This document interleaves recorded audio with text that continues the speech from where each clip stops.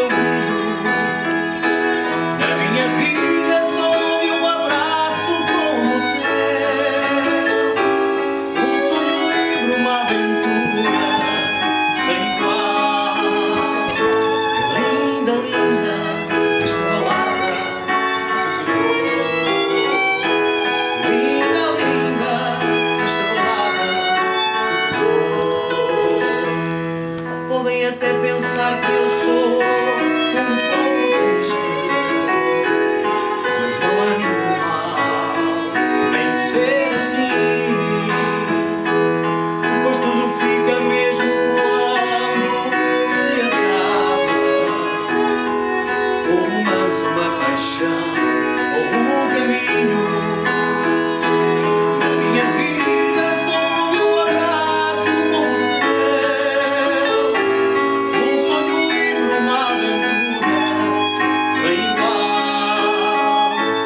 Linda, linda, esta balada que te dou. Linda, linda, esta balada que te dou.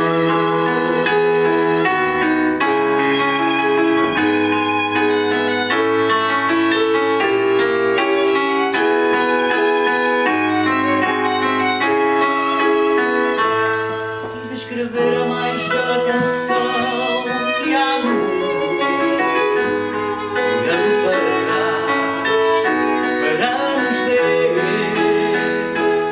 Foi quando ouvi uma voz cantando baixo esta balada que vinha de longe.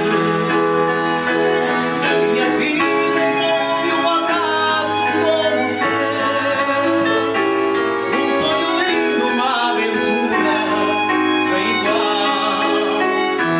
Na minha vida só vi um abraço como o teu, um sonho lindo, uma aventura sem igual. É linda, linda esta balada que te dou. Linda, linda esta balada que te dou.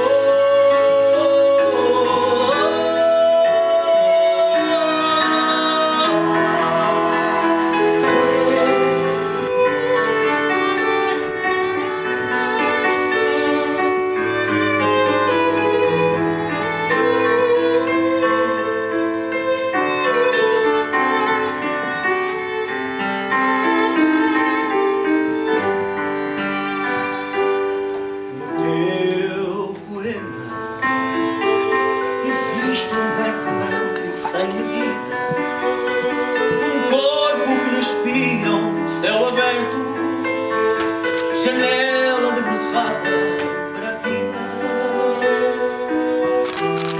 No teu poema existe o calar da noite, o passo da coragem, casa escura e aberto uma varanda para o mundo. Existe a noite, o riso e a voz perfeita à luz do dia, a festa da senhora, da agonia e do cansaço, do corpo que adormece em cama fria. Existe o rio, a sina de quem nasce fraco ou forte, o risco, a raiva e a luta de quem cai ou que resiste, que vence ou adormece antes da morte.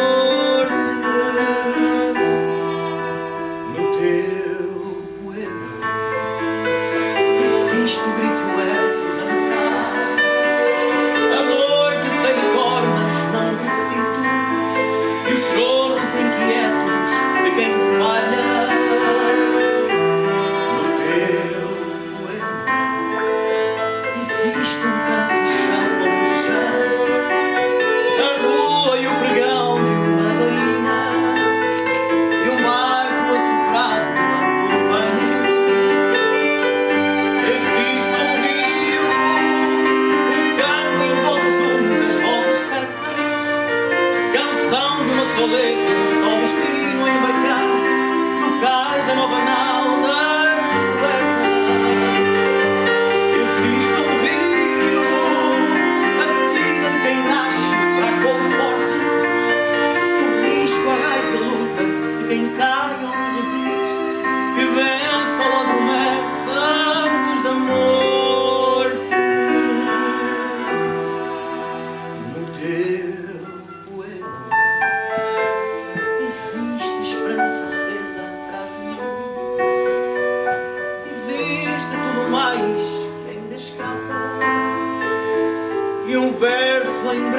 espera do futuro.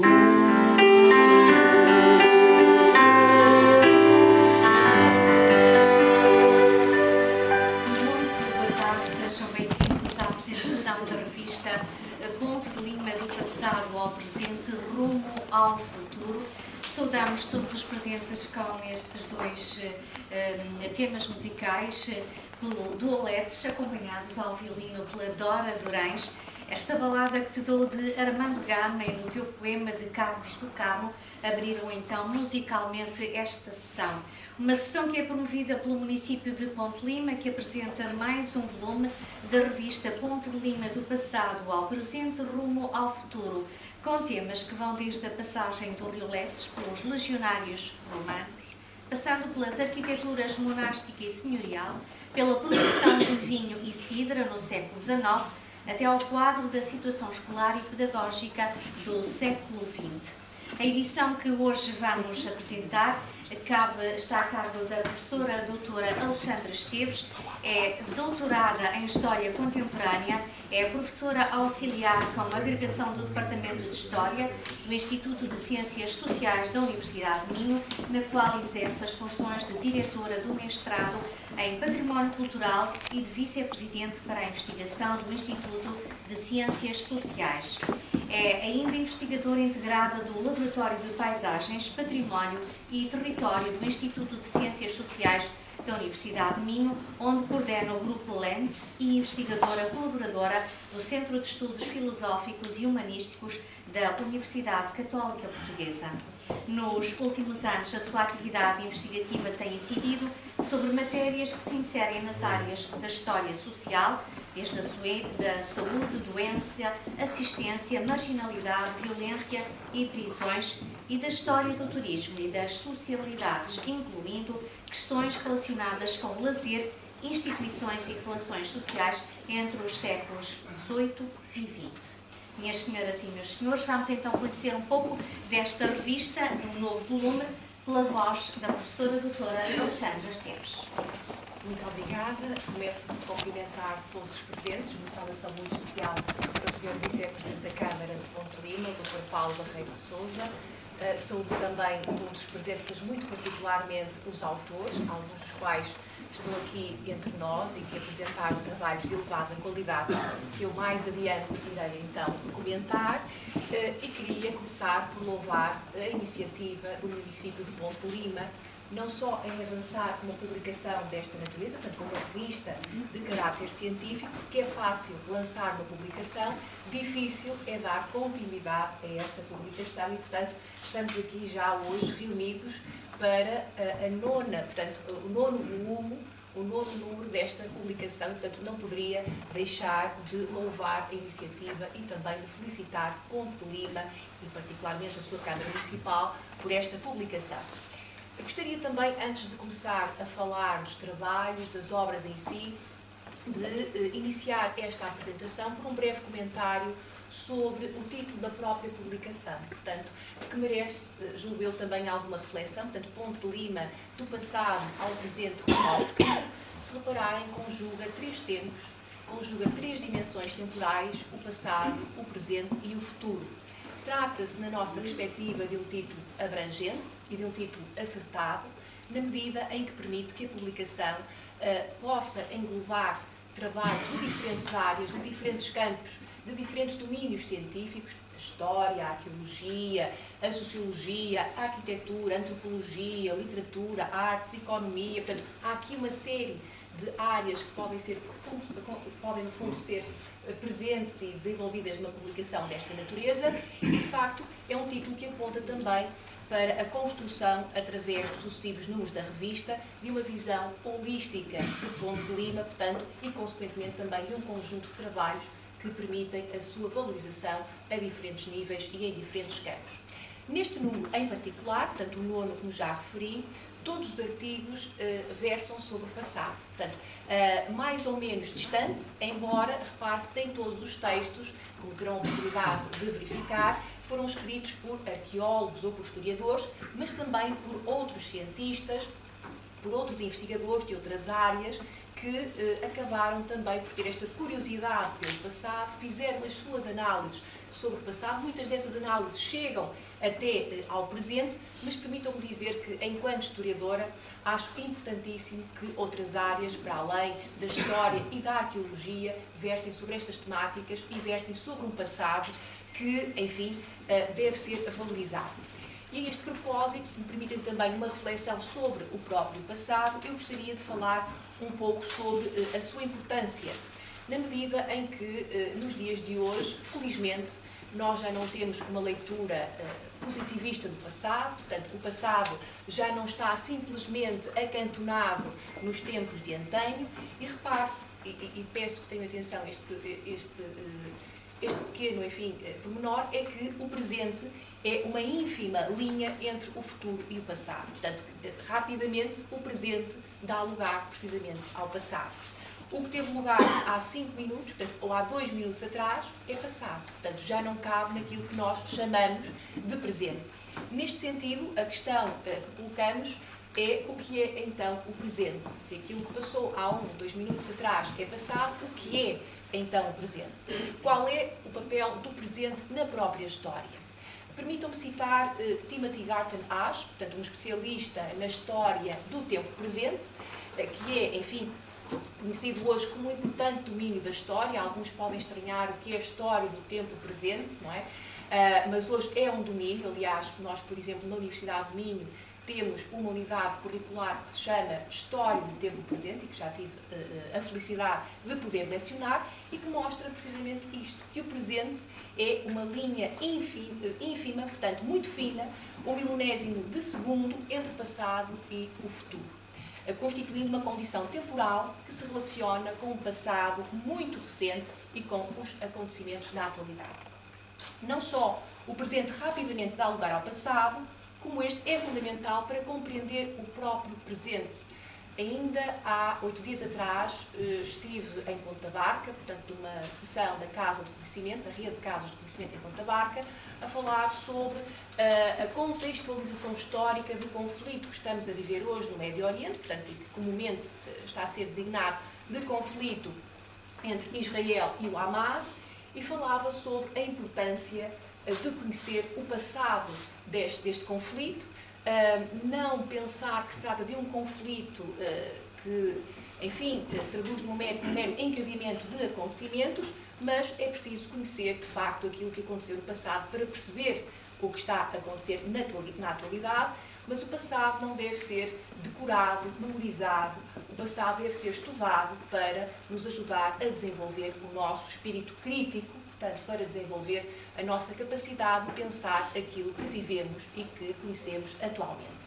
Também não me revejo totalmente naquela visão da história, de que, naquele chavão da própria história, muitas vezes utilizado, de que a história serve para conhecer o passado, compreender o presente e perspectivar o futuro. Portanto, não me revejo neste chavão, na medida em que a história não se repete, e não se repete porque os acontecimentos também não se repetem, porque os acontecimentos e os seus protagonistas tendem também a mudar. No entanto, é importante para nos situarmos e, acima de tudo, para desenvolvermos o nosso sentido crítico. Ora, Ponte de Lima tem um enorme potencial como cenário de estudo, portanto, utilizando uma linguagem, enfim, muito em voga, podemos considerar que Ponte de Lima constitui quase uma espécie de living lab, passo o anglicismo, para algumas áreas, muito por força das suas políticas de preservação, de valorização, não só do património histórico, do património documental, mas também do património natural, das tradições, dos usos, costumes, práticas das suas populações.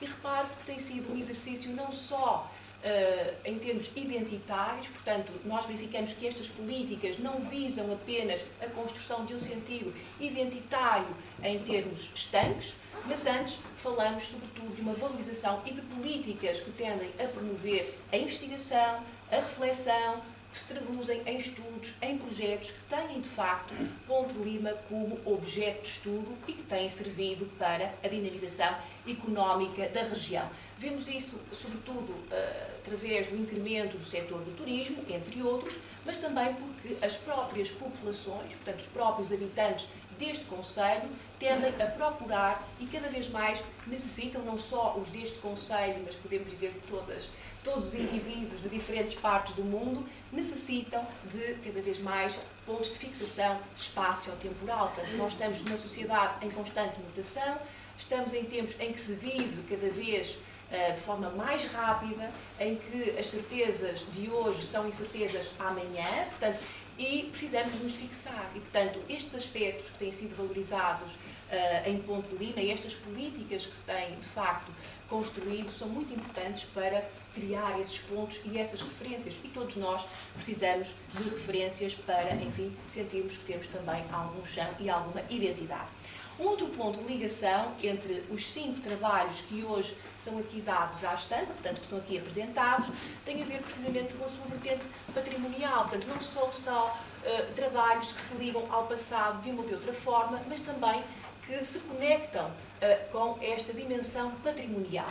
Todos abordam, ainda que de forma e com metodologias diversas, diferentes tipos de património. Portanto, se lerem a obra, vão encontrar, de facto, esta ligação ao património, ainda que de forma muito diferenciada. Repare-se, é tratado o património imaterial, logo no primeiro texto, que faz referência precisamente aos mitos e às lendas que integram esse património imaterial. O património documental, cuja preservação é fundamental e foi fundamental, por exemplo, para a produção dos trabalhos, quer do professor Henrique Rodrigues, quer também do Dr. José Carlos de Magalhães Loureiro. O património edificado, que é tratado por 2 autores, que estão aqui presentes, portanto, o Dr. José Velho Dantas e a doutora Alcina da Silva Santos Silva, que nos falam da arquitetura no património civil e também religioso, e a obra encerra também com uma recensão do Dr. Armando Malheiro sobre a obra A Descoberta dos Solares da Ribeira Lima, um património entre a continuidade e a reinvenção. Portanto, se repararem, há também este ponto em comum, que não deixa de ser interessante, entre todos os trabalhos que estão, então, patentes e que estão presentes nesta obra. Esta segunda reflexão, suscitada pela leitura deste número da revista, prende-se com algo que eu pessoalmente considero que é cada vez mais essencial que nós tenhamos em atenção, que é o caráter lato do próprio conceito de património. Muitas vezes, quando nós pensamos em património, pensamos no património edificado, que foi aquilo que primeiramente começou a ser valorizado, nós vemos isso através, por exemplo, do estudo da própria legislação que foi sendo promulgada em Portugal sobre questões patrimoniais. Portanto, o património material edificado começou por ser aquele que primeiramente tendemos a valorizar. Depois, mais tarde, já enfim nos finais praticamente do século XX, começamos a valorizar o património imaterial, fruto sobretudo dos efeitos da globalização, dos seus impactos, porque começamos todos a querer ser mais iguais uns aos outros, mas tínhamos que encontrar pontos de diferenciação, lá está, para termos aquele chão que eu falava há pouco, que todos nós necessitamos. No entanto, o património móvel, o património material móvel, apesar de nunca ter sido desvalorizado, também acabou muitas vezes por ser, enfim, colocado num segundo plano. E isto mostra-nos, ainda que não tenha sido, digamos, o objeto central do seu trabalho e da sua reflexão, mas isto nos mostra, o Dr. José Velho Dantas, no seu texto, mostra-nos quão facilmente o património material móvel pode ser colocado em risco, pode ser subtraído. E isto, reparem, que não diz respeito apenas a este trabalho do Dr. José Velho Dantas, nem ao contexto português, porque sucessivos documentos, sucessivas cartas da Unesco, desde os anos 50 até praticamente à atualidade, nos falam sobre a necessidade dos Estados de desenvolverem políticas de proteção ao património móvel, que é aquele que, enfim, pelas suas características, mais facilmente entra em situações de risco e de subtração. No caso português, portanto, a respeito ainda do património móvel, isso é particularmente visível no património religioso móvel, particularmente no caso das alfaias litúrgicas, havendo uma série de movimentações e subtrações que aconteceram depois de 1834, com a extinção das ordens religiosas em Portugal.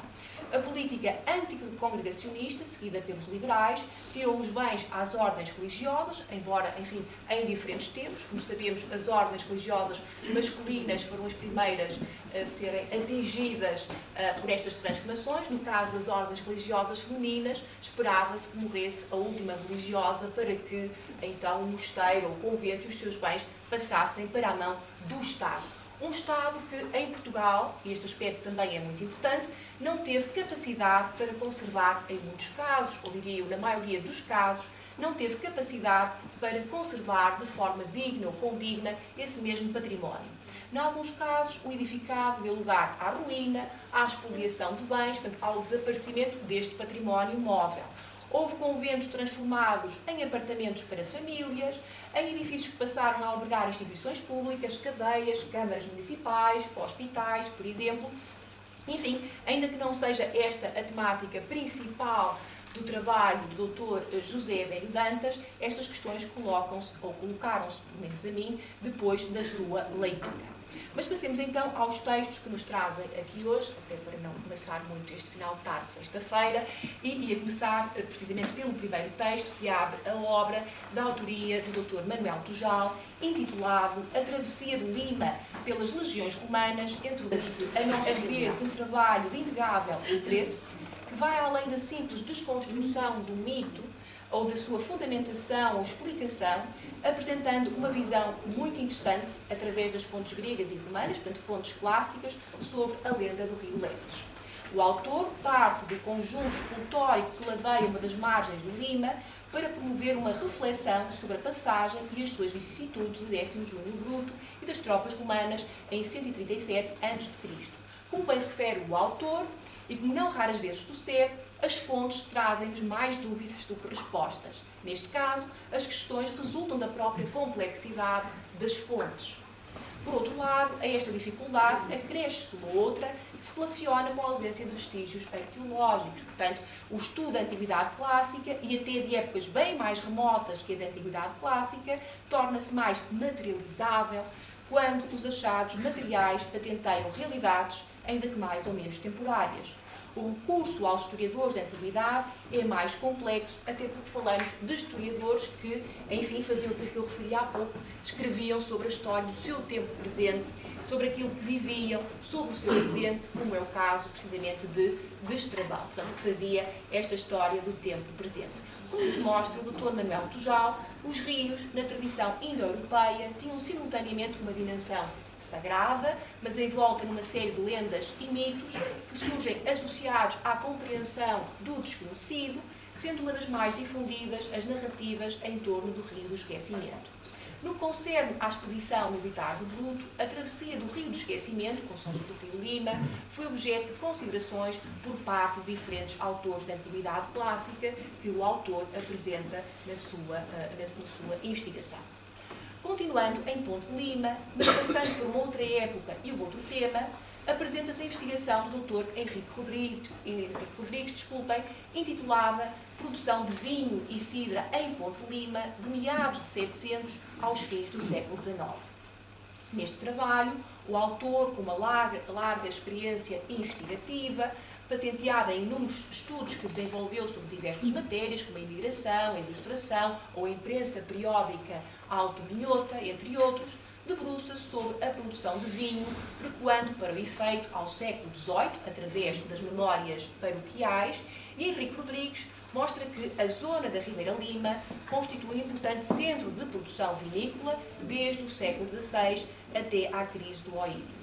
Ponte de Lima, segundo o autor, estava bem, e passo a citar, povoada de vides, onde o vinho tinha um importante papel económico e cuja produção ocupava muitos habitantes do seu concelho.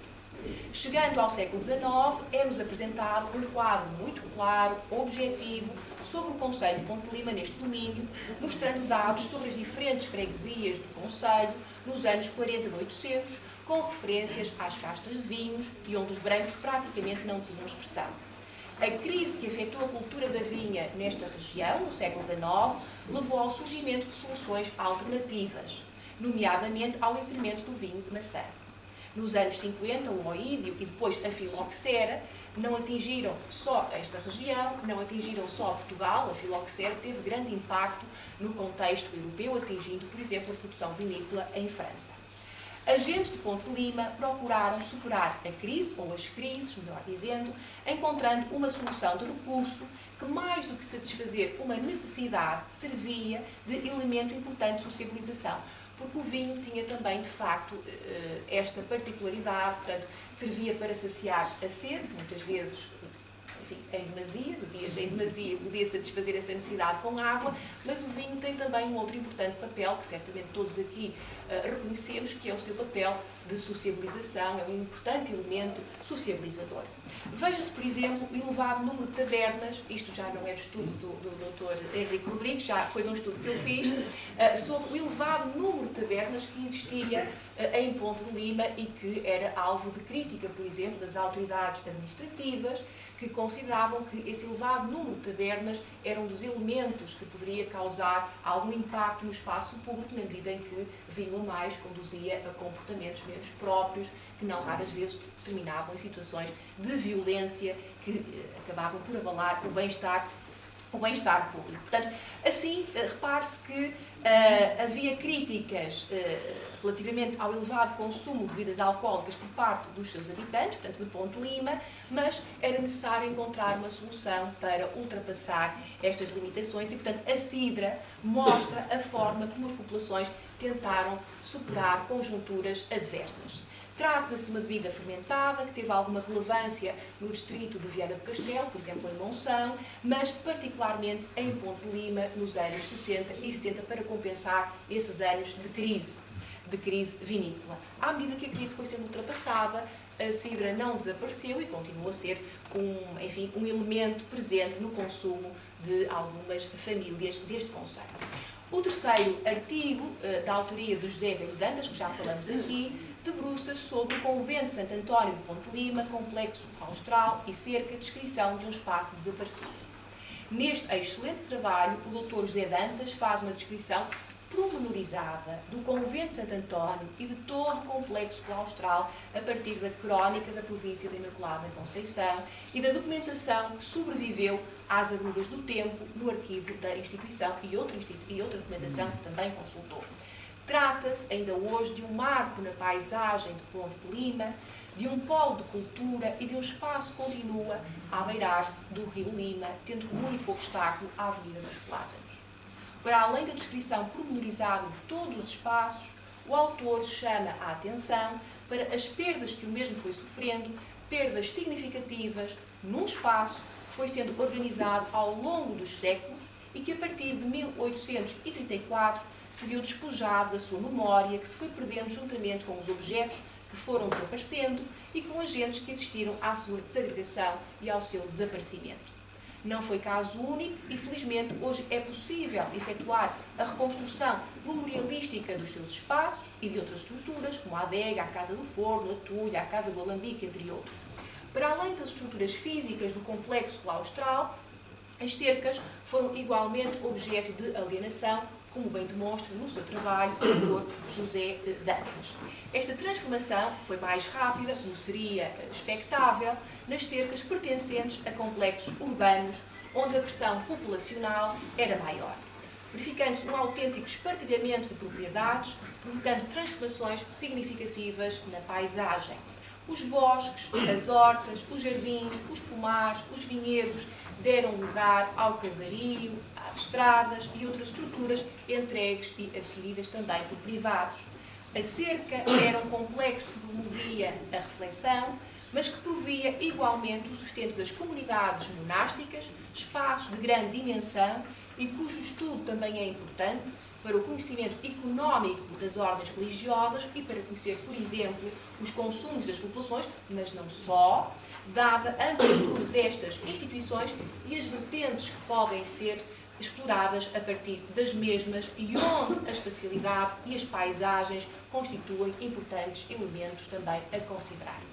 Continuando na senda dos espaços e das histórias que nos proporcionam, a doutora Alcina da Silva Santos Silva apresenta-nos um trabalho intitulado História e Arquitetura da Casa Quinta dos Contos do Paço de Vitorino. Tal como o documento anterior, portanto, o trabalho do Dr. José Dantas, também aqui a autora não se cinge ao material ou se encerra no campo da história da arquitetura. Apresenta-nos antes um estudo que se debruça sobre a história e a arquitetura de uma casa quinta dos Condes do Paço de Vitorino, cita na freguesia de Vilar do Andorinho, no concelho de Vila Nova de Gaia. A doutora Alcina envereda por uma análise histórica, nomeadamente no âmbito da genealogia e das sociedades familiares. No âmbito do seu estudo, e vejam a abrangência e a profundidade deste trabalho, a doutora Alcina identificou os proprietários, documentou as datas da existência do património, arrumou as alterações que o edifício conheceu com o passar dos séculos, bem como os materiais utilizados. Apresenta-nos uma análise sobre as mudanças construtivas que o edifício foi conhecendo ao longo dos séculos, apresentando uma análise e reflexão da construção primitiva do mesmo, das suas mutações, centrando-se particularmente na descrição da arquitetura da casa e da capela.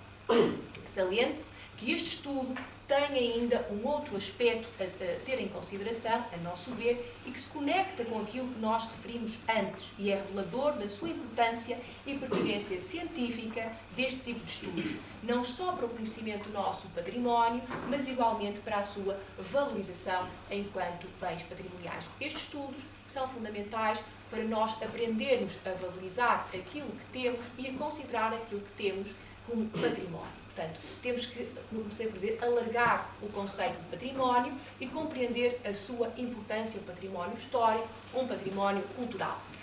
Repare-se que a concepção de património histórico, enquanto legado material, composto por objetos ou monumentos que falam da passagem ou sobre a passagem do tempo e da mudança, insere-se na própria história das ideias que afirmaram a modernidade forjada pela filosofia da Ilustração e pelo pensamento evolucionista do século XIX. Quer pelo seu valor estético, valorizado pelo romantismo, pelo movimento romântico, quer pelo seu valor simbólico de identidade, exaltado pelo nacionalismo, o património ganhou importância no contexto da afirmação política e ideológica dos Estados europeus entre os finais do século XIX e os inícios do século XX. A noção de património histórico, que emerge nesta etapa de afirmação da modernidade, comporta tanto um sítio arqueológico que fala sobre as etapas históricas, um artefacto pré-histórico, qual obra-prima da habilidade técnica dos homens, um quadro enquanto expressão da arte e da civilização, um edifício pode ser considerado como um símbolo de qualquer época histórica. Durante as primeiras décadas do século XX, o património teve basicamente um valor de uso, não só em Portugal, mas em grande parte dos países europeus, porque era informativo, servia como material de construção da história dos povos, das nações e dos territórios. Porque era símbolo de identidade, o património servia para objetivar, representar e exaltar essa história.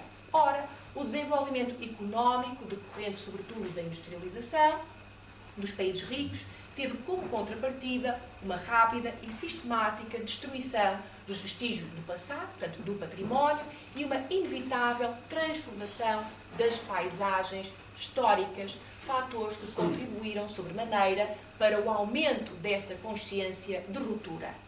As práticas de destruição e o risco de perda de referenciais, materiais e naturais, que visibilizam e representam o passado, acabariam por definir uma nova agenda para o património histórico, cultural e natural, com efeitos imediatos nos países mais ricos e mais desenvolvidos, onde estes processos tendem a acontecer. Primeiro, foi no período pós-Segunda Guerra Mundial, portanto pós-1945, que se afirmou de forma mais generalizada uma ideologia de conservação e valorização do património, traduzida numa multiplicidade de iniciativas, estudos e experiências pioneiras no âmbito do salvamento e conservação de diferentes patrimónios que acabaram por se impor como herança coletiva das nações, mas também das civilizações e, se quisermos, da própria humanidade.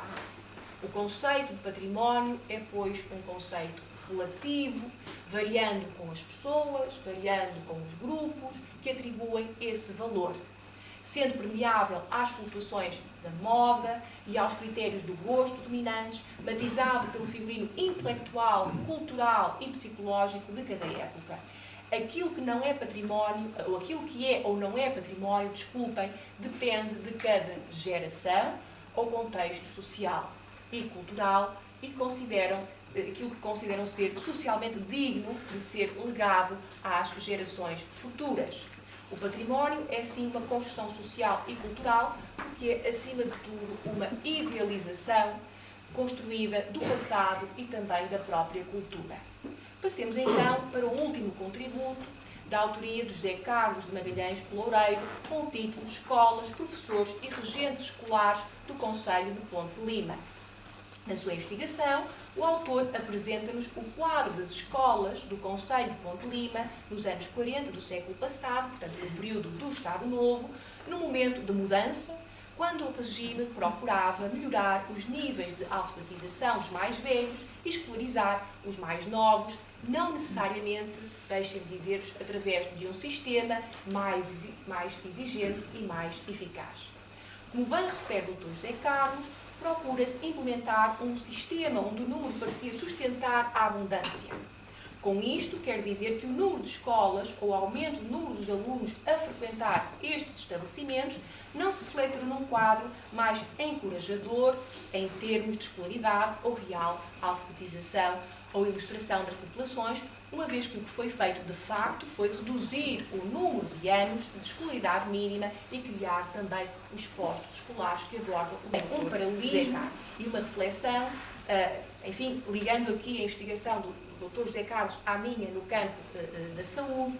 O quadro que o Dr. José Carlos traça para a educação é o mesmo que nós encontramos no campo da saúde durante o período do Estado Novo. Portanto, também durante este período, no Estado Novo, no campo da saúde, se construíram uma série de hospitais, dispensários e uma série também de outras estruturas, supostamente para dar resposta aos problemas das populações. No entanto, embora se fizesse, enfim, um grande alarido em torno da obra feita, o que nós verificamos de facto é que os problemas se mantinham, persistiam ou até se agravavam, porque se criaram estas estruturas, mas faltavam médicos, faltavam, enfim, bens materiais, as estruturas que existiam não davam resposta às próprias populações, portanto, enfim, as obras e algumas das reformas teriam que ser esmiuçadas e estudadas com maior profundidade. Portanto, o que nós vemos é que, enfim, através de um cruzamento de fontes, chegamos às mesmas conclusões, ou conclusões muito semelhantes a que chegou o Dr. José Carlos para o campo da educação. Portanto, também tínhamos hospitais, dispensários e outros serviços sem condições, faltavam os recursos humanos, havendo uma grave carência, enfim, de médicos, de enfermeiros, e as estatísticas a demonstrarem o quadro vergonhoso que o país enfrentava, sobretudo no que concerne à elevada mortalidade infantil, que o país apresentou até aos anos 50 do século XX, só a partir dos anos 50 é que começará a baixar, e ao elevado número de mortes por doenças infecciosas, há muito controladas noutros países europeus, na mesma cronologia. Regressando à educação e ao trabalho do Dr. José Carlos, para o conhecimento da realidade do Concelho de Ponte Limense, o autor recorre precisamente a um interessante cruzamento de fontes para chegar a uma realidade objetiva num concelho que em 1940-41 tinha 74 escolas e postos escolares, 16% do total do distrito de Viana do Castelo, segundo nos informa o próprio autor. No entanto, como será possível constatar através da leitura desta interessantíssima investigação, há que analisar e ler nas entrelinhas, nomeadamente as condições em que se aprendia, ou seja, as condições ou a ausência de condições das próprias escolas, o material existente ou inexistente e as condições que eram dadas aos professores e aos regentes. O autor chega a várias conclusões de forma sustentada, como, por exemplo, a feminização do corpo docente e a parca presença de meninas no banco das escolas, entre outras.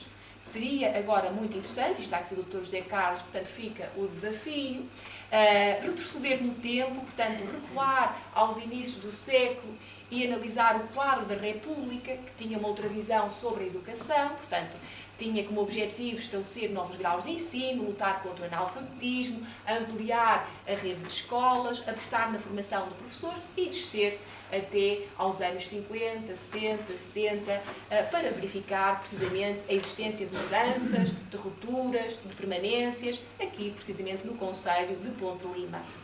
E até aqui nota-se de facto, portanto no período analisado pelo Dr. José Carlos, nota-se essencialmente a necessidade de educar para os mínimos e dentro de certos preceitos morais, que eram os preceitos do próprio regime. A obra encerra com a recensão da obra à descoberta dos solares de Ribeira Lima, ou da Ribeira Lima, desculpem, um património entre a continuidade e a reinvenção, da autoria de Miguel Aires de Campos Tovar, com desenhos de Leonardo de Abreu Lima, sendo a recensão efetuada pelo professor Armando Malheiro, que não dispensa elogios à obra, destacando o rigor e também a sua cientificidade, motivos bastantes para recomendar a sua leitura e assinalando que não se trata de um simples catálogo de imagens, mas antes de um trabalho que, embora centrado no património da Ribeira Lima, tem um interesse de relevância, portanto, tem um interesse e uma relevância nacional e é uma importante obra de caráter e rigor em termos científicos. Uma última palavra, portanto, já estou quase a terminar, uma última palavra sobre o grafismo, a forma e a qualidade das fotografias presentes na obra, que ajuda, de facto, à leitura, muitas das quais, ou todas, não sei, serão da autoria do Sr. Amândio, que está aqui connosco, e que são reveladoras do cuidado posto na execução de mais uma obra que ficará para a memória futura do concelho de Ponte de Lima. São por isso também os devidos elogios e os parabéns ao Dr. Paulo Barreto Sousa, à doutora Cristiana Freitas e a toda a equipa que estará envolvida neste projeto e que certamente representa. E termino, portanto, e finalizo dizendo que queria deixar um convite à leitura desta publicação, que fica hoje, então, colocada à disposição de todos, ficando desde já os presentes com a certeza de que os textos que estão nesta obra, portanto, neste volume da revista, superam, quer em interesse, quer também em qualidade, as meras considerações que aqui hoje foram feitas e que tiveram a singela pretensão de motivar e convidar todos a usufruírem desta obra de elevada qualidade. Muito boa tarde a todos. Queria começar por saudar os colegas vereadores presentes. Quero saudar também a Dr. Alexandre Esteves, que muito bem apresentou esta obra e, na sua pessoa, cumprimento também todos os autores que estão aqui presentes, o Sr. Amândio pelo inegável contributo que também deu para esta obra, os nossos técnicos. Quero saudar também os seus presentes junto, aqui presentes, membros da Assembleia Municipal, demais de comunicação social, o trio LEDs, que hoje não é só dois, é um trio. E, de uma forma muito singela, cumprimento-os todos e dizer que, da parte do município de Ponte de Lima, é um gosto estar aqui neste momento. Para nós, estando nós numa fase da nossa história tão conturbada, acelerada, presumo que a leitura em formato escrito cada vez tem vindo a crescer. Mas eu acredito profundamente que a apresentação de mais uma obra, à semelhança de outras que temos vindo a apresentar, é um contributo para as gerações futuras. É deixar sobre a forma escrita de um legado, de uma herança, quer do ponto de vista científico, quer do ponto de vista social, quer do ponto de vista cultural, é um legado que deixamos para as próximas gerações. E hoje trabalharmos o estudo científico sobre determinadas áreas do concelho é também um contributo para a nossa economia, porque na verdade hoje estamos aqui a falar de alguns destes artigos, vestam por exemplo sobre os solares, e hoje sabemos que os solares constituem-se também como um fator de desenvolvimento do ponto de vista do turismo de habitação, é um fator de valorização da nossa paisagem, é um fator de desenvolvimento social das nossas freguesias mais rurais, e por isso é que é importante também desenvolvermos estes projetos de investigação dentro das várias áreas de desenvolvimento, para que possamos, por um lado, acrescentar valor e interpretar a realidade do nosso passado, porque o presente já percebemos que isto é microsegundos e passa muito rápido, mas que também esta informação seja útil para refletirmos sobre aquilo que poderemos fazer de uma forma mais eficaz e eficiente em termos estratégicos para decidirmos bem em termos de do ponto de vista político, quer do ponto de vista das empresas, da sociedade civil, do associativismo, nos vários pilares de desenvolvimento da nossa comunidade, aquilo que nós podemos realmente ajudar a valorizar e a acrescentar valor do ponto de vista da sustentabilidade de um território com as nossas características e com a nossa identidade. Por isso é que muitas vezes pensamos que os modelos de desenvolvimento têm que ser todos iguais, podem ser padronizados. Eu acho que isso não faz sentido. Eu acho que nós temos que nos diferenciar pela positiva, olhando para as características do nosso território e percebermos efetivamente, dentro de uma estratégia alargada no tempo, como é que nós podemos efetivamente construir crescimento, construir valor para gerar mais qualidade de vida para aqueles que aqui vivem e também, certamente, para aqueles que nos visitam, encontrarem também um território diferenciado, com um valor acrescentado, e eu acho que isso é reconhecido por todos e é um trabalho que é feito por todos, porque o trabalho de valorização e de preservação do nosso património não é só feito pelo município, é feito por todos os limianos, por todas as instituições que estão no nosso concelho e de muitas que estão fora do concelho, mas que também gostam de Ponte Lima e ajudam o Ponte Lima ao longo dos anos. E por isso é que é importante também termos esta alma limiana, que é saber receber, saber acolher, mas também saber explicar a nossa história, a nossa identidade, porque é isso que nos diferencia e é isso que também atrai, e isso é um magnetismo único, se calhar que nos posiciona a nível nacional como um território diferenciado e que acho que tem agregado sempre valor ao nosso desenvolvimento. Na próxima semana temos aqui também um projeto que eu acho que é importante para acrescentar valor do ponto de vista cultural e patrimonial, que é a vinda do arquivo e da biblioteca do Dr. Nuno Pimenta, que é um grande legado. Há muito material que se calhar porventura não temos acesso aqui em Ponte Lima e são fontes de informação valiosa para a investigação e para o estudo da nossa história local e que certamente irá produzir novo conhecimento e irá acrescentar valor ao desenvolvimento do nosso concelho. E esse é um trabalho importante que está a ser feito, assim como estão aqui várias famílias que têm colaborado muito com o município na desmaterialização e dos arquivos e das bibliotecas dos nossos solares, porque é uma forma de preservarmos estes fundos documentais riquíssimos que podem estar ao serviço da comunidade através do acesso digital, mas é também uma forma de nós preservarmos essa informação a partir do nosso arquivo municipal e para essas famílias também é uma forma de terem a garantia que essa informação é salvaguardada para as próximas gerações. E este é um trabalho que tem sido feito ao longo dos anos e eu quero deixar aqui também uma palavra de agradecimento à doutora Cristiana Feitas, que tem feito aqui um trabalho extraordinário nesta área da valorização, e da nossa biblioteca, a bibliotecária também a doutora Ana Carneiro, que em conjunto, e também com o doutor José Dantas, também tem feito aqui um trabalho de parceria. Eu acho que temos aqui uma excelente equipa nesta área, em que na área da informação realmente temos trabalhado a vários níveis, mas cruzando sempre a informação, os saberes e os conhecimentos das várias áreas técnicas, que tem posicionado Ponte Lima também como uma referência nacional, e muito em breve vamos desenvolver aqui um projeto que é o Vínculo, que é um projeto europeu e que será certamente um caso de estudo nacional que será implementado aqui a partir de Ponte Lima e que certamente irá dar bons frutos nos próximos anos em termos de conhecimento e de produção científica com base no nosso ecossistema do Concelho de Ponte Lima. E por isso termino agradecendo a presença de todos, desejando um bom fim de semana a todos, agradecendo também mais uma vez à doutora Alexandra Esteves pelo seu contributo. É uma limiana com muito talento na sua área, que tem uma cadeira inegável, mas que também dá o seu contributo enquanto limiana ao desenvolvimento cultural de Ponte Lima. Também faz parte da Comissão Científica para as comemorações dos 900 anos, faz parte também da equipa de trabalho e tem dado um grande contributo também para potenciar e desenvolver Ponte Lima. Por isso, aos autores, a todos os presentes, um bem-aja, um bom fim de semana e muito obrigado.